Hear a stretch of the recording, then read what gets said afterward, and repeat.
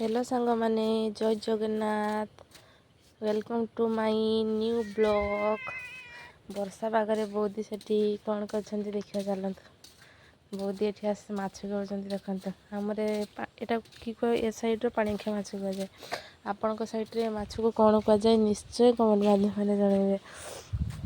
देखु पाणिखिया माछ साइजटा केमती दीटा पाणिखिया माछ बना किंतु पाछी माछ बना सरीगले बोदी जाइए सेठी भल से माछ को धोई आणवे। धोई आनी सारा पर देखंतु माछरे केमती हल्दी लुण गोला चलती हल्दी लुण माछरे आगुआ टे गोलदेवा जमती कि 10-15 मिनट आगुआ माछरे हल्दी लुण गोलीदेले लुणटा माछरे भल से पशिज देले माछटा टेस्ट लगे।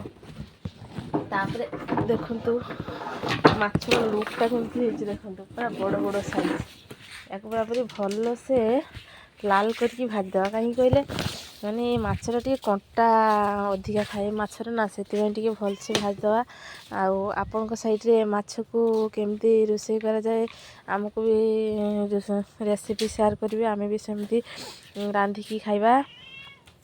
आमे भी आज गोटे भल सुंदर टेस्टी आइटम तैयारी करवा आसतु केमती कौन प्रस्तुत करुचे आपण मैंने देखिए। आउ जा अल्प माछ अच्छे ताकू भी भल से भाजिकी रखीदे तापर तरकारी मसला प्रस्तुत करवा।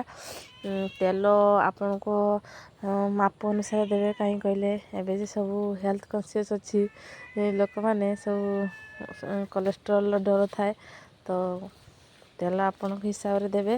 तापर चीनी टिके पकईदेवा चीनी ब्राउन ही आसले से जीरा आउ शुखला लंका दी फुटीदेवा। तापर पियाज देदेवा पियाज ब्राउन ही आसले अदा रसुण पेस्ट सेन देदेकी भल से कषिया।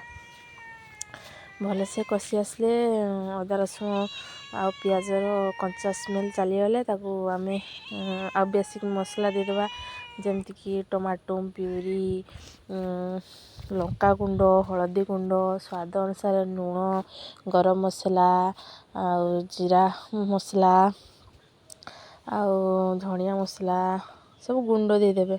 तापर भल से टिके मसला कषिदेवा से टिके पानी भी देदेवा। पानी देदेले कौन हम कहना ग्रेवीटा भल हुए मसलाटा नरम होगी भल से कषि जाए। मसला टिके पानी देके भल से कषि सारा भाजिकी आगु रखी आम आलू से ऐड करदे तो से आलू को भी भल से 2 मिनट कषिदबा। कषि सारा आलू भी कषि आसलानी देखो अधा पाखापाखि सीझेलानी आलू कहीं भाजी देते भी आगु आलूटा भी 2 मिनट पाखापाखि ये करदे कषिदेले तो अल्प पानी दबा खाली टिके भल से फुटी आसले जाकि तरकारी आम ऑलरेडी हो तो अल्प पानी देदेले आपण मैंने आपण को हिसाब से पानी देवे। देखंतु भल से तरकारी फुटी आसला एथिरे माछ देदेवा सब माछ दे सारा माछ आउ आलू को भी 10 मिनट पाखापाखि भल से फुटेबा। फुटी सारा लास्ट को ये देखो भल से माछ केमती फुटुची फुटी सारा लास्ट को जो ओल्लेबा ना से गरम मसला देदेवा। आम तो तरकारी तो हो गलानी ऑलमोस्ट देखो आम भी टे गरम मसला देदेवा दे सारिकी तरकारी ओल्लेदेवा। तरकारी ओल्लेदेवा देखो आलू भी भल से हो जाए आम तरकारी होमें ओल्लेदेवा। सांग मैंने आपको जब आम वीडियो भल लगे ताने सब्सक्राइब करदे लाइक करदे शेयर करदे आउ एमती बेले तरकारी रांधिकी आपण मैंने घरे ट्राई करेंगे। देखो आम तरकार लुक केमिति रही जय जगन्नाथ टाटा।